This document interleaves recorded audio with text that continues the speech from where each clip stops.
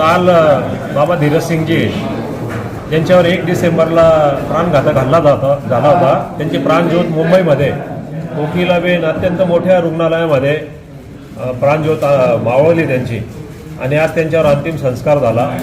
हा साधू समुदायावर नाही तर हा भक्ती आणि श्रद्धेवर झालेला आघात आहे। या आघाताच्या मूळ तळाशी जायला पाहिजे अशी माझी इच्छा आहे आणि भक्तजनांची बी इच्छा आहे।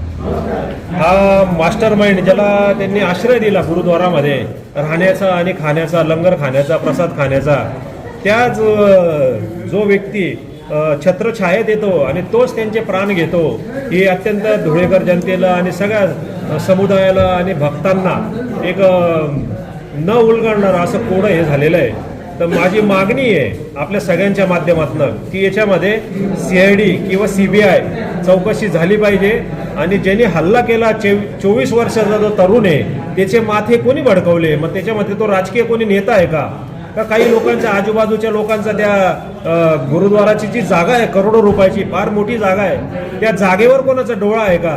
म्हणून तर नाही हा घातपात झाला अशी माझी मागणी आहे। आणि मी भगवान रामभाऊ करंका सहसंपर्क नेता झालोय। शिवसेना उद्धव बाळासाहेब ठाकरे यांच्या पक्षाचा मी महापौर पण पूर्वी होतो आणि एक आंदोलक चेहरा, एक चळवळीचा चेहरा, चळवळीचा कार्यकर्ता म्हणून माझी ख्याती आहे। म्हणून मी अत्यंत संवेदनशील या विषयाला मी हात घातलेला आहे। हा विषय तडीत जात नाही तोपर्यंत मी स्वस्थ बसणार नाही। धन्यवाद।